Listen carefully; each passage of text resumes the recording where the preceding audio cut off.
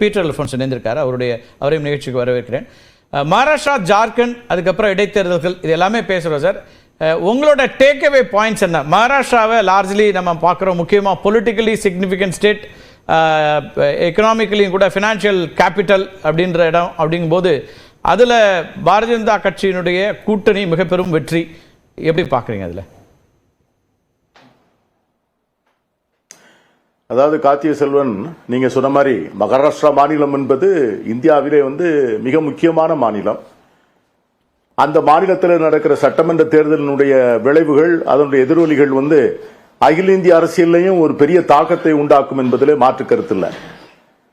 ஆகவே இந்த தேர்தலிலே காங்கிரஸ் இருந்த அந்த மகா விகாஸ் கூட்டணி என்பது தோற்றிருக்கிறது. அந்த தோல்விக்கான காரணங்களை காங்கிரஸ் கட்சியும் காங்கிரஸ் கட்சியோடு கூட்டணியில் இருக்கிற கட்சிகளும் அதை பற்றி ஆராய வேண்டும். அதே நேரத்தில் ஜார்க்கண்ட்ல ஒரு பெரிய வெற்றியை பெற்றிருக்கிறது. ஜார்க்கண்டுடைய முதலமைச்சரை நிம்மதியாக ஆட்சியே செய்ய விடாமல் அவரை சிறையிலே வைத்து பூட்டி, அவர் மாற்றி ஏற்பாடாக செய்த அந்த முதலமைச்சரையும் பிறகு கைப்பிடித்து அவர்களை கைப்பற்றி அவரை கட்சியிலிருந்து பிரித்து பலவிதமான, அதாவது கடைசி நாளுக்கு, அதாவது போலிங் டேட்டுக்கு முந்தின நாள் கூட அவருடைய பிரைவேட் செக்ரட்டரி வீட்டில் திரும்ப ரைடு. அதை போல ஒரு நிம்மதியற்ற சூழ்நிலையிலே ஒரு மகத்தான வெற்றியை பெற்றிருக்கிறார்கள். ஆகவே அதாவது ஜார்க்கண்ட்ல வெற்றி பெற்ற இந்தியா கூட்டணிக்கு வாழ்த்துக்கள். அதை போல மகாராஷ்டிரா மாநிலத்தில் வெற்றி பெற்றிருக்கிற தேசிய ஜனநாயக முன்னணிக்கும் வாழ்த்துக்கள். அது முடிச்சிடலாம். ஒரு தேர்தல் அதோட ஜனநாயகம் நின்று விடுவதில்லை. It is never a destination. It is only it's always ongoing journey.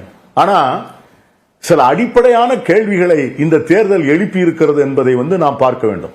ஒரு தேர்தலில் தோல்வி, இன்னொரு தேர்தலில் வெற்றி, அது அரசியல் வாழ்க்கையிலேயோ அரசியல் கட்சிகளுடைய வாழ்க்கையிலேயோ இதை போல வெற்றிகளையோ தோல்விகளையோ சந்திக்க வேண்டிய அவசியம் நிச்சயம் இருக்கிறது. அதை ஏற்றுக்கொண்டுதான் ஆக வேண்டும். அதை ஏற்றுக்கொண்டு அதை அடுத்த தேர்தலுக்காக தயார் செய்வதுதான் ஜனநாயகத்திலே நமக்கு இருக்கிற மிகப்பெரிய நம்பிக்கை. ஆனா இந்த தேர்தல்கள் நமக்கு சொல்லுகிற செய்தி இந்த நாட்டினுடைய ஜனநாயகம் எவ்வளவு பெரிய நெருக்கடிக்கு தள்ளப்பட்டிருக்கிறது என்கிற ஒரு பெரிய கேள்வி வைத்திருக்கிறது. உதாரணமாக நம்முடைய பிரதமரும் உள்துறை அமைச்சரும் இந்த தேர்தலின் போது அவர்கள் கையாண்ட பிரச்சாரங்கள் எப்படியெல்லாம் இந்த நாட்டிலே இருக்கிற ஒரு சிறுபான்மை மக்களை ஒரு மிகப்பெரிய தேச விரோதிகளாக கட்டமைத்து இந்த நாட்டின் பெரும்பான்மை சமூகத்திற்கு எதிரானவர்களாக அவர்களை சித்தரித்து அவர்களை பற்றி சொல்லிய கருத்துக்கள், சொல்லிய செய்திகள் எவ்வளவு ஆழமாக சமூகத்தை பாதித்திருக்கிறது என்பது ஒருவேளை இந்த வாக்குகள் நமக்கு தருகின்ற ஒரு விளக்கமாக கூட இருக்கலாம். அதாவது பிரதமர் போய் பேசுகிறார். பிரதமர் இந்த தேசத்தினுடைய 140 கோடி மக்களுடைய பிரதமர். அவர் அங்க பேசும்போது என்ன பேசுகிறார்? ஜார்க்கண்ட்ல போய் உங்களுடைய பெண்களை பத்திரமாக பார்த்துக் கொள்ளுங்கள், உங்கள் பெண்களை எல்லாம் அவர்கள் திருமணம் செய்து கொண்டு குழந்தைகளை பெற்றுக்கொண்டே இருப்பார்கள். நான் என்ன சொல்றேன், இது அவர் என்ன சொல்றாருன்னா, கேட்டா வெளியே இருந்து உள்ளே வந்தவர்கள் அப்படின்னு அவர் சொல்வார். ஆனால் இந்த 10 ஆண்டுகள் இந்த தேசத்தின் எல்லைகளை பாதுகாக்க வேண்டிய அதிகாரம் யாரிடம் இருந்தது?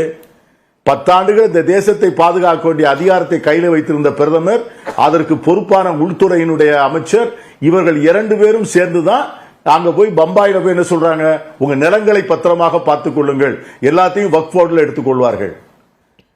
அதற்கு பிறகு இதை போன்ற ஒவ்வொரு முறையும் அவர்கள் பட்னாவிஸினுடைய தேர்தல் பிரச்சார கூட்டத்திலே அவர்கள் போட்ட பாடல்கள் எவ்வளவு விதமான ஒரு சிறுபான்மையினரை அச்சுறுத்துவதாகவும் பெரும்பான்மை மக்களை உணர்ச்சி ஊட்டுவதாகவும் இருந்தது என்பதை தேர்தல் ஆணையமே பொறுக்க முடியாமல் தான் அன்னைக்கு தேர்தல் ஆணையம் அந்த பாட்டை தடை செய்தது. உத்தரப்பிரதேச தேர்தலில் நம்ம பார்த்தோம், நாடு முழுவதும் பார்த்தது. சிறுபான்மை வாக்காளர்களுக்கு வாக்களிக்க வந்த பெண்கள் எப்படி காவல்துறையினரால் துப்பாக்கி வைத்து மிரட்டப்பட்டு அனுப்பப்பட்டார்கள் என்று ஒரு புறம். இது எல்லாம் ஒரு புறம். இன்னொரு புறம் என்னன்னு கேட்டீங்கன்னா, இந்த டேட்டா மேனிபுலேஷன் என்பது ஒரு மிகப்பெரிய இஷ்யூ. அதை நம்ம it is an elephant in the room. நீங்க ஜார்க்கண்ட்ல நீங்க பாத்தீங்கன்னா பாஜக வெற்றி பெற்றிருக்கிற, அதாவது ஹரியானாவில் நீங்க பாத்தீங்கன்னா பாஜக வெற்றி பெற்ற தொகுதிகளில் எவ்வளவு விழுக்காடு வேறுபாடு வருகிறது என்று சொன்னால், கடைசி அவர்கள் போலிங் முடிந்த பிறகு அவர்கள் அனௌன்ஸ் பண்ண டேட்டாவிலிருந்து கடைசியில அவங்க அபிஷியலா கொடுத்த டேட்டாவுக்கு இடையில 7 விழுக்காடு வித்தியாசம், 7%. அதுதான் குரேஷி சொல்றார். பழைய சீஃப் எலெக்ஷன் கமிஷன் என்ன சொல்றாரு? இது அசாதாரணமானது, வாக்கு சீட்டுல போட்டா கூட இந்த டிஃபரன்ஸ் வராது. ஆனா வாக்கு சீட்டு இல்லாமல் அவ்வளவு சயின்டிபிக்கா எலக்ட்ரானிக்ஸ் ஓட்டிங் முறையில ஏறக்குறைய 2 மில்லியன் வாக்குகள் வித்தியாசம் வருகிறது என்றால் அதில் எங்க வருகிறது? குறிப்பாக மிக குறைந்த வாக்குகளிலே பாஜக எங்கெல்லாம் வெற்றி பெற்றதோ அந்த தொகுதிகளில் மட்டும் வருகிறது. அது எல்லாமே சயின்டிபிக்கலி ப்ரூவன் டேட்டா. அதே போல நேற்று நீங்க பாத்தீங்கன்னா மகாராஷ்டிரா எலெக்ஷன்ல முதல்ல 60.1, பிறகு 61.3, பிறகு 62.7, கடைசியில பாத்தீங்கன்னா 20 லட்சம் வாக்குகள் வித்தியாசம். இதெல்லாம் இன்னும் டீடைல்ஸ் நமக்கு இன்னும் டீடைல்ஸ் வரணும். இதுல இன்னும் ஒருபடி இதெல்லாம் இந்த தேர்தலுக்காக நான் சொல்லுகிற காரணம் இல்ல. இந்த தேர்தலில் தேசிய ஜனநாயக ஏற்றுக்கொண்டோம். இருக்கக்கூடிய சிக்கல் நம்ம தமிழ்நாட்டிலையும் பார்த்தோமே, நாடாளுமன்ற தேர்தல் நேரத்திலையும் வாக்கு சதவீதத்தில் ஏன் முரண் இருக்குன்னு மற்ற எதிர்கட்சிகள் பிஜேபி உள்ளிட்ட கட்சிகள் கேள்வி எழுப்பினாங்க. அது கணக்கிடுறதுல அல்லது முதல்ல கொடுக்கக்கூடிய டேட்டால இருந்து அப்டேட்டட் டேட்டால வேறுபாடுகள் வருது அப்படிங்கிறது ஒன்று இருக்கு. ஆனால் அதுல முறைகேடு நடக்கிறதா, அதை எப்படி ப்ரூவ் பண்ண முடியும்? அப்படி ஒரு முடிவுக்கு எப்படி வர முடியுங்கிறது தான் கேள்வியாரு. அதாவது இதுல நான் என்ன சொல்றேன், உன் கணக்கு தப்புன்னு நான் சொல்றேன். ஓட்டிங் போல்டு இவ்வளவுன்னு சொல்றேன், ஓட்டு எண்ணப்பட்ட ஓட்டு இவ்வளவுன்னு சொல்றேன். இடையில 20 லட்சம் ஓட்டு வித்தியாசம் வருது. ஒரு தொகுதி 2 தொகுதியில வரல, 500 தொகுதியில வருது. நாடாளுமன்றத்தில் ஹரியானாவில் 40-45 தொகுதியில வருது. அப்ப என்னன்னு தேர்தல் ஆணையம் விளக்கணும் இல்ல? ஆனால் கடிதம் எழுதி புகார் செய்தவர்களை நீங்க என்ன சொல்றீங்க? மல்லிகார்ஜுன் கார்கே கடிதம் எழுதுகிறார். இது நீங்க எப்படின்னு எங்களுக்கு விளக்கி சொல்லுங்க. இது கடந்த காலத்தில் வரலையே.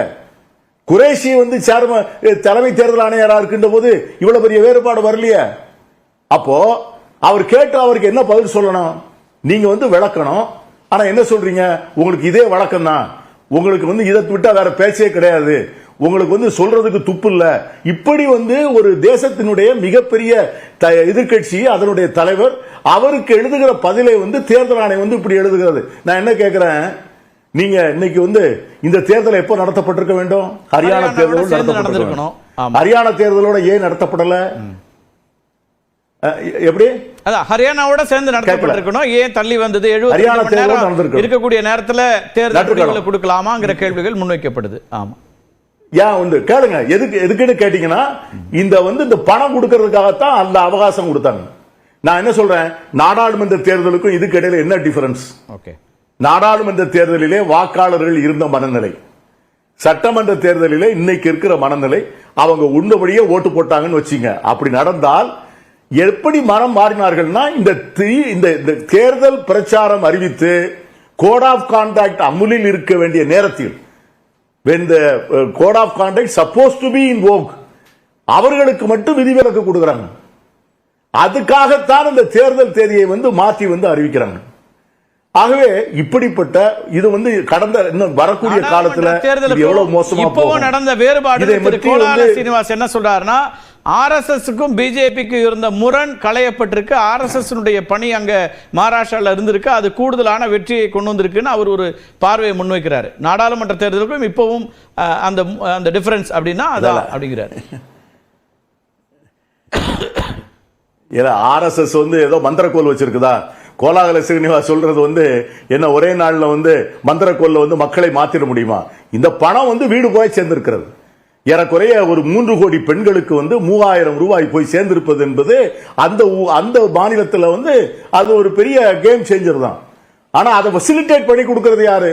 இப்போ நான் என்ன சொல்றேன், 4.25 ஆண்டுகள் நீங்க அவ்வளவு தவறுகளையும் செய்துவிட்டு அவ்வளவு ஒரு மோசமான அரசாங்கத்தை நடத்தி நீங்க வச்ச சிவாஜி சிலை கூட உருப்படியான சிலையாக இல்லாமல், நீங்கள் போட்ட பெரும் பாலங்கள் கூட ஒரு மாதத்திற்கு கூட நிக்காமல் அப்படி ஒரு கெட்ட பெயர் வாங்கின அரசாங்கம் தான் ஷிண்டே அரசாங்கம்.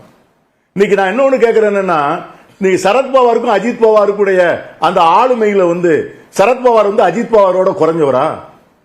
இல்ல சிவசேனாவுல வந்து உத்தவ் தாக்கரே வந்து அவருடைய இமேஜ் வந்து ஷிண்டேவோட குறைஞ்சதா? இல்ல சார், அதெல்லாம் வந்து புரிந்து கொள்ளவே முடியல. இல்ல நீங்க ஷிண்டே விவகாரத்துல நான் உங்களை நீங்க நம்ம பேசியிருக்கோம், அதுல கேள்விகள் தான் இருக்கு. ஷிண்டே விவகாரம் எடுத்துக்கிட்டீங்கன்னா பால் தாக்கரேவோட ஹார்ட்கோர் ஹிந்துத்துவாவை ஷிண்டே தான் முன்னெடுத்தாரு. உத்தவ் தாக்கரே மாடரேட்டா மாறினாரு, அது ஒத்து வரல, அது பொருந்தா கூட்டணியா மாறுச்சுன்னு ஒரு பார்வை வைக்கிறாங்க. அதுல ஒரு லாஜிக் இருக்க தானே செய்யுது. அது இல்லைன்னு சொல்ல முடியுமா நம்ம முழுமையா? நீங்க எப்படி வந்து உத்தவ் தாக்கரே சிவசேனாவினுடைய தேர்தல் சின்னத்தையும் என்சிபியினுடைய தேர்தல் சின்னத்தையும் நீங்க எப்படி வந்து தேர்தல் ஆணையம் வந்து புடுங்கி உங்க ரெண்டு பேர்ட்ட கொடுத்தது? அதை வந்து இந்த உச்சநீதிமன்றம் அந்த வழக்கை இன்னும் முடிவு செய்யல. அந்த உச்சநீதிமன்றம் வந்து அந்த வழக்கை முடிவு செய்ய யார் தடுத்தார்? இரண்டாவது, கட்சி மாறியவர்களை வைத்து அரசாங்கம் நடத்திய அந்த அரசாங்கத்தை வந்து கடைசி நாள் வரை இருப்பதற்கு அனுமதித்தது எப்படி?